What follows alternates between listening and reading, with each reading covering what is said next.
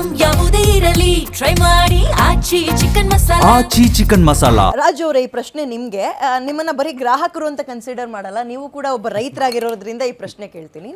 ನಾವು ಬ್ರೇಕಲ್ಲಿ ಮಾತಾಡ್ತಾ ಇದೀವಿ, ಭತ್ತವನ್ನ ವರ್ಷಕ್ಕೆ ಎಷ್ಟು ಸಲ ಬೆಳಿಬೋದು, ಬಟ್ ಈಗ ಟ್ರೆಂಡ್ ಎಷ್ಟು ಬದಲಾಗಿದೆ, ಎಷ್ಟು ಸಲ ಬೆಳೀತಾ ಇದ್ದೀವಿ? ಭತ್ತ ಮೇಡಮ್ ಏನು ಅಂದರೆ, ಒಂದು ನಾವಿವತ್ತು ಮಂಡ್ಯದಲ್ಲಿ ಕಬ್ಬು ಮತ್ತು ಭತ್ತವನ್ನು ಬೆಳೀತಕ್ಕಂಥ ವ್ಯವಸ್ಥೆ ನಾವು ಇದೀವಿ. ಈಗ ಭತ್ತ ಒಂದು ನಿರ್ದಿಷ್ಟ ಪ್ರಮಾಣದಲ್ಲಿ ನಾವು ಹೇಳಬೇಕು ಅಂದರೆ 5 ರಿಂದ 6 ತಿಂಗಳು ನಿರ್ದಿಷ್ಟವಾಗಿ ಒಂದು ಬೆಳೆ ಬೆಳಿಬೇಕು ಅಂದರೆ ಅದು ಒಂದು ಫಲಿತಾಂಶ ಇರ್ಬೋದು, ಪ್ರೋಟೀನ್ ಇರ್ಬೋದು, ಎಲ್ಲ ಅಂಶಕಾರಿ ಸೇರಿ ನಾನು ಹೇಳ್ತಾ ಇರೋದು. ಆದರೆ ಇವತ್ತು ವರ್ಷಕ್ಕೆ 2 ಬೆಳೆ ಬೆಳೀತಕ್ಕಂಥ ವ್ಯವಸ್ಥೆನಲ್ಲಿ 3 ಬೆಳೆ ಬೆಳೀತಾ ಇದ್ದೀವಿ. ಅಂದರೆ ಕಾರಣ ಏನು ಅಂದರೆ ಪೂರೈಕೆ ಮತ್ತು ಒಂದು ಆದಾಯದ ದೃಷ್ಟಿ ಕೂಡ ಹೌದು. ಯಾಕಂದರೆ ಇವತ್ತು ಒಂದು 3-4 ತಿಂಗಳು ಖಾಲಿ ಬಿಟ್ಟರೆ ಆ ಗದ್ದೆನಲ್ಲಿ ಹಾಗೇ ಇರುತ್ತೆ. ಹಾಗಾಗಿ ಏನಾಗುತ್ತೆ, ಭತ್ತದ ವ್ಯವಸ್ಥೆನಲ್ಲಿ ಈ ರೀತಿ ಒಂದು ಬೇರೆ ಅಂದರೆ ಒಂದು ಎಕ್ಸ್ಟ್ರಾ ಸೇರ್ತಕ್ಕಂಥ ವ್ಯವಸ್ಥೆ ಕೂಡ. ಆಮೇಲೆ ಈ ಕಡೆ ನೋಡ್ಬೋದು, ನಮ್ಮ ತಮಿಳ್ನಾಡು ಕಡೆ ಎಲ್ಲ ನೀರಿನ ವ್ಯವಸ್ಥೆ ಎಲ್ಲಿ ಪರಿಪೂರ್ಣವಾಗಿ ಸಿಗುತ್ತೆ, ಹಾಗಂತ ಭತ್ತದ ವ್ಯವಸ್ಥೆನಲ್ಲೂ ಕೂಡ ಬದಲಾವಣೆಗಳು ಕೆಲವು ಮಾಡ್ಕೊಳ್ಳೋಂಥ ವ್ಯವಸ್ಥೆ. ಆಮೇಲೆ ಕಬ್ಬು ಕೂಡ ಅಷ್ಟೇ. ಮೊದಲು ಕಬ್ಬು ಬೆಳೆದಾಗ ನಾವು ಇದೇ ಒಂದು 2011-12 ಬೆಳೀತಿದ್ದಾಗ ಬರ್ತಿರ್ತಕ್ಕಂಥ ಕಬ್ಬು ಒಂದೊಂದು ಹಿಡಿಲಿಕ್ಕೆ ಆಗ್ತಿರ್ಲಿಲ್ಲ. ಆದರೆ ಈಗ ನೋಡ್ಬೋದು, ಅದರಲ್ಲಿ ಏನು ಸತ್ವನೇ ಸಿಗೋದಿಲ್ಲ, ಅರ್ಧದಷ್ಟು ಕೂಡ ಬರಲ್ಲ. ಯಾಕಂದ್ರೆ ಕಾರಣ ಈ ಒಂದು ಇಳುವರಿ ಸಿಗ್ತಾ ಇಲ್ಲ, ಮತ್ತೆ ರಾಸಾಯನಿಕದಲ್ಲಿ ಒಂದು ಕೂಡ ಪ್ರೋಟೀನ್ ಅಂಶಗಳಿಲ್ಲ. ಹೀಗಾಗಿ ಸರ್ಕಾರ ಇವುಗಳನ್ನೆಲ್ಲ ಎಚ್ಚೆತ್ತುಕೊಳ್ಬೇಕು. ಒಬ್ಬ ರೈತನಿಗೆ ನಾವು ಬೆನ್ನೆಲುಬಾಗಿ ನಿಲ್ಬೇಕು ಅಂತಕ್ಕಂಥದ್ದು ಯಾವುದೇ ಸರ್ಕಾರ ಬರಲಿ, ಆ ಒಂದು ದೃಢವಾಗಿ ಆ ಬೆನ್ನಿಂದ ನಿಂತಾಗ ಮಾತ್ರ ಈ ಒಂದು ವ್ಯವಸ್ಥೆನಲ್ಲಿ ಬದಲಾವಣೆಯಾಗಿ ರೈತ ಕೂಡ ಅಷ್ಟೇ. ಇವತ್ತು ಎಷ್ಟೇ ಬೆಳಿಬೋದು, ಎಷ್ಟೇ ಬೆಳೆದ್ರೂ ಕೂಡ ಪಾಪ ಅವರ ಜೀವನ ಮಾಡ್ಲಿಕ್ಕೆ ಕೂಡ ತುಂಬಾ ಕಷ್ಟ ಇದೆ. ಅಂತ ಒಂದು ವ್ಯವಸ್ಥೆನಲ್ಲಿ ಕೂಡ ಇವತ್ತು ರೈತ ಮುನ್ನುಗ್ಗಿ ಬೆಳೀತಾ ಇದ್ದಾನೆ ಅಂದ್ರೆ ನಾವು ಅವರಿಗೆ ಗೌರವವನ್ನು ಸಲ್ಲಿಸಲೇಬೇಕು. ಹಾಗಾಗಿ ಅವ್ರ ಹಿಂದೆ ನಾವು ನಿಂತ್ಕೊಳ್ಬೇಕು ಮೇಡಮ್. ಸರ್ಕಾರಗಳು ನಿಂತ್ಕೊಂಡಾಗ ಮಾತ್ರ ಇನ್ನೂ ಅತಿ ಹೆಚ್ಚಿನ ಜನ ಈ ಒಂದು ಏನು ಇವತ್ತು ಬೆಂಗಳೂರಿನಲ್ಲಿ ಸುಮಾರು ಜನ ನಾವು ನೋಡಿದ್ದೀವಿ, ಹಳೆಯ ಒಂದು ಪದ್ಧತಿಗೆ ಮುನ್ನುಗ್ತಾ ಇದ್ದಾರೆ. IT-BT ನಲ್ಲಿ ಕೆಲಸ ಮಾಡ್ತಿರ್ತಕ್ಕಂಥವ್ರು ಕೂಡ ಇವತ್ತು ಹೋಗಿ ತಮ್ಮ ಏನು ಹೊಲ ಗದ್ದೆಗಳಿದ್ದಾವೆ ಅಂಥದ್ರಲ್ಲಿ ಕೂಡ ಇವತ್ತು ನೋಡಿಕೊಂಡು ಸುಮಾರು ಜನ ಈ ಪಶು ಸಂಗೋಪನೆ ಇರ್ಬೋದು, ಕುರಿ ಸಾಕಾಣಿಕೆ, ಮೇಕೆ ಸಾಕಾಣಿಕೆ, ಇಂತಹ ಹಲವಾರು ಒಂದು ಕೆಲಸ ಕಾರ್ಯಗಳನ್ನು ತುಂಬಾ ಚೆನ್ನಾಗಿ ಮಾಡ್ತಿದ್ದಾರೆ. ಇದು ಮುಂದುವರಿಬೇಕು ಮೇಡಮ್. ನಾವೇನು ಅಂದ್ರೆ ಓದಿ ಬೆಂಗಳೂರಿನಲ್ಲೇ ಇರ್ತಕ್ಕಂಥ ವ್ಯವಸ್ಥೆ ಸ್ವಲ್ಪ ಬದಲಾವಣೆಯಾಗಿ ರೈತರ ಕಡೆ ಕಾಲಿರ್ತಕ್ಕಂಥ ವ್ಯವಸ್ಥೆ ತುಂಬಾ ಒಳ್ಳೆ ಉಪಯುಕ್ತ ಇದೆ. ಯಾರ್ಯಾರು ಇವತ್ತು ಮಾಡ್ತಾ ಇದ್ದಾರೆ, ಇವತ್ತೇನು ಚೇಂಜಸ್ ಆಗಿ ಬರೀ ಸಂಬಳನೇ ನೋಡಿದೆ, ನಾವು ಇನ್ನೂ ಒಂದಷ್ಟು ವರ್ಷ ಬದುಕಿರೋಣ ಅನ್ನೋ ಕಾರಣಕ್ಕೆ ಅಲ್ಲಿ ಹೋಗಿ ಬದುಕ್ತಕ್ಕಂಥ ವ್ಯವಸ್ಥೆನ ಇವತ್ತು ಸುಮಾರು ಜನ ಮಾಡ್ತಿದ್ದಾರೆ. ಅವ್ರಿಗೂ ನಾನು ಈ ಒಂದು ತಮ್ಮ ವಾಹಿನಿ ಮುಖಾಂತರ ಹೇಳ್ತೀನಿ. ನಂದು ಇನ್ನೊಂದು ಪ್ರಶ್ನೆ, ಭತ್ತ ಬೆಳಿತೀರಿ ಅಂತ ಕೇಳ್ಪಟ್ಟೆ, ಕಬ್ಬುನು ಇನ್ನೇನು ಬೆಳಿತೀರಿ? ಹಂಗ ಕಬ್ಬು ಬೆಳೆದ್ರೆ ಆಲೆ ಮನೆ ಎಲ್ಲ ನಿಮಗೆ ಬಹಳ ರೂಢಿ ಇರುತ್ತೆ. ಇದ್ರ ಜೊತೆಗೆ ನಾನು ಇನ್ನೊಂದು ಪ್ರಶ್ನೆ ಹಾಕ್ಬಿಡ್ತೀನಿ. ಆರ್ಗ್ಯಾನಿಕ್ ಬೆಲ್ಲ ಅನ್ನುವಂಥ ಒಂದು ಕಾನ್ಸೆಪ್ಟ್ ಶುರು ಮಾಡಿದ್ರಲ್ಲ, ಎಷ್ಟು ನಿಜ? ಕಬ್ಬನ್ನ ಬೆಳಿಬೇಕಾದ್ರೆ ಈ ರೀತಿ ಔಷಧಿನ ಸಿಂಪಡಿಸ್ದೆ ಕಬ್ಬು ಬೆಳೆಯೋಕ್ಕಾಗತ್ತಾ? ಆರ್ಗ್ಯಾನಿಕ್ ಬೆಲ್ಲ ಅನ್ನೋದೇ ಸುಳ್ಳಲ್ವಾ? ಅದೊಂದು ಲೇಬಲ್ ಇಟ್ಕೊಂಡು ಮಾಡ್ತಾ ಇರೋ ದಂಧೆ ಅಲ್ವಾ?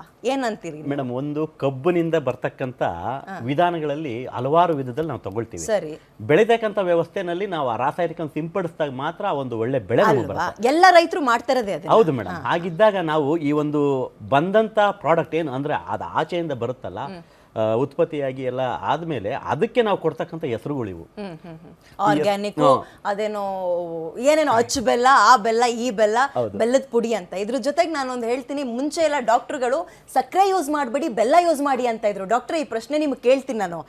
ಆದ್ರೆ ಈಗ ಬೆಲ್ಲನೂ ಯೂಸ್ ಮಾಡಬೇಡಿ ಅಂತ ಇದ್ದಾರೆ. ಬೆಲ್ಲದಲ್ಲಿ ಮುಂಚೆ ಒಳ್ಳೊಳ್ಳೆ ಖನಿಜಾಂಶಗಳು ಎಲ್ಲ ಸಿಗ್ತಾ ಇತ್ತು, ಬಟ್ ಈಗ ತುಂಬಾ ಜನ ಹೇಳಿದ್ರೆ ಬಹುಶಃ ನನಗೆ ಪ್ರಶ್ನೆ ಮಾಡ್ಬೋದು ಅಥವಾ ಇದನ್ನ ಧಿಕ್ಕರಿಸಬಹುದು.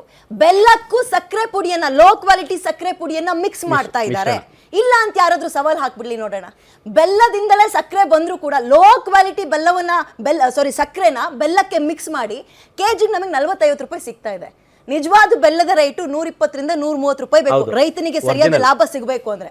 ಹಂಗನ್ಕೊಂಡು ಆರ್ಗ್ಯಾನಿಕ್ ಬೆಲ್ಲಕ್ಕೆ ಅಂತ ಹೋಗ್ಬೇಡಿ, ಸಂಪೂರ್ಣವಾಗಿ ಫ್ರಾಡ್ ಮಾಡ್ತಾ ಇರೋದು. ಆರ್ಗ್ಯಾನಿಕ್ ಅನ್ನುವಂಥದ್ದು ಒಂದು ಲೇಬಲ್ ಹಾಕೊಂಡು ಮಾಡ್ತಾ ಇರೋ ದಂಧೆ, ಮಿಶ್ರಣ. ಅದು ಏನ್ ಡಾಕ್ಟ್ರೆ, ಮುಂಚೆಲ್ಲ ನೀವು ಹೇಳಿವ್ರಿ ಬೆಲ್ಲದ ಕಾಫಿ ಬೇಕಾದ್ರೆ ಕುಡೀರಿ, ಸಕ್ಕರೆ ಮುಟ್ಬೇಡಿ ಅಂತ. ಈಗ ಬೆಲ್ಲಕ್ಕೂ ಸಕ್ಕರೆನೇ ಹಾಕ್ತಾ ಇದ್ದಾರೆ ಅಂದಾಗ ಇಳುವರಿ ಜಾಸ್ತಿ ಮಾಡ್ಕೊಳ್ಳಕ್ಕೆ ಅಥವಾ ಲಾಭ ಜಾಸ್ತಿ ಮಾಡ್ಕೊಳ್ಳಕ್ಕೆ ಆಲೆ ಮನೆಗಳಲ್ಲಿ ಅಥವಾ ಫ್ಯಾಕ್ಟರಿಗಳಲ್ಲಿ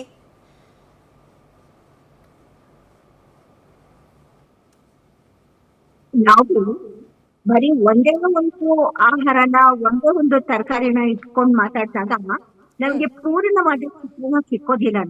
ನಾನು ಮೂಲಕ್ಕೆ ಹೋಗ್ತೀನಿ ನೋಡಿ, ಮೂಲಕ್ಕೆ ಹೋಗ್ತೀನಿ.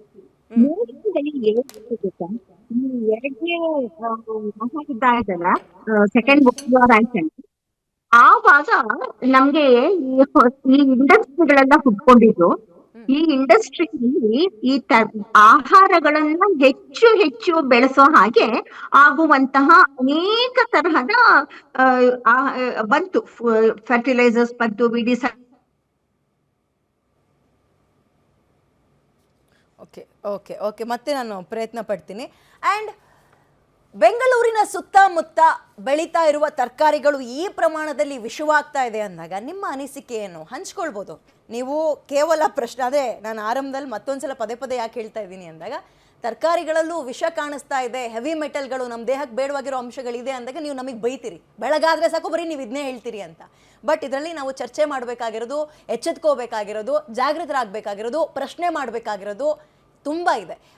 ಇದರಲ್ಲಿ ಏನಾದರೂ ಪ್ರಶ್ನೆಗಳಿತ್ತು ಅಂದಾಗ ಡೆಫಿನೆಟ್ಲಿ ನೀವು ಕೂಡ ಕಾರ್ಯಕ್ರಮಕ್ಕೆ ಕರೆ ಮಾಡಿ ಮಾತಾಡೋಣ ಒಟ್ಟಿಗೆ ಅಂತ ಹೇಳ್ತಾ ಕಾರ್ಯಕ್ರಮ ಮುಂದುವರ್ಸೋಣ. ರಾಜು ಅವರೇ, ಸರಿ, ಈಗ ಮೇಡಮ್ ಹೇಳ್ತಾ ಇದ್ದಿದ್ದು ಏನು ಅಂದರೆ, ಸ್ಯಾಂಪಲ್ಸ್ಗಳನ್ನೇನು 76 ಕಡೆ ತಗೊಂಡಿದ್ದಾರೆ ಬೆಂಗಳೂರು ಸುತ್ತಮುತ್ತ, ಆ್ಯಂಡ್ ಕೈಗಾರಿಕೆಗಳು ಎಲ್ಲಿ ಜಾಸ್ತಿ ಇದ್ದಾವೆ ಅಲ್ಲೇ.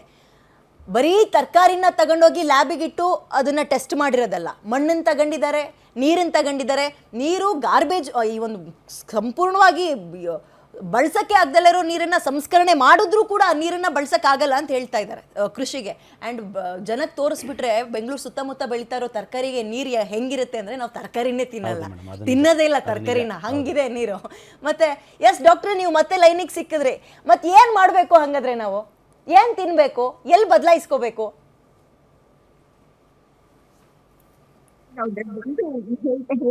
ಬರ್ತೀವಿ, ತುಂಬಾ ಇಂಪಾರ್ಟೆಂಟ್ ವಿಷಯ ಇದು, ಬಹಳ ಸೀರಿಯಸ್ ಇರುವಂತ ವಿಷಯ.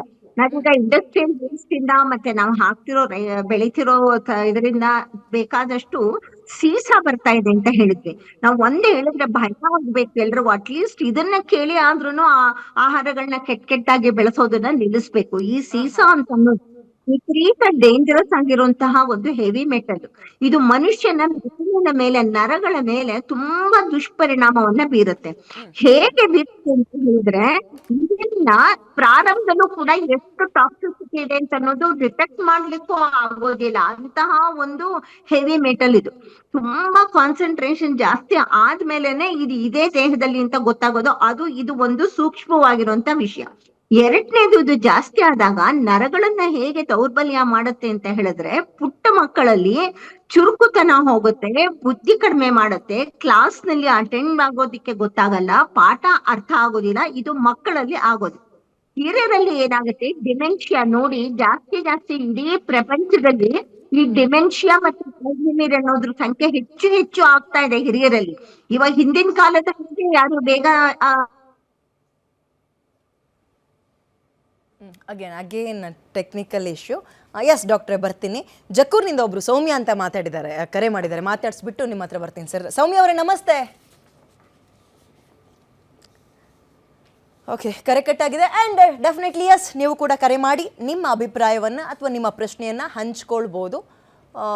ಎಸ್ ಡಾಕ್ಟ್ರೆ, ಮಾತಾಡ್ತಾ ಇದ್ರಿ, ಕಟ್ಟಾಯಿತು, ಮುಂದುವರಿಸಿ ಡಾಕ್ಟ್ರೆ, ಗೋ ಹೆಡ್.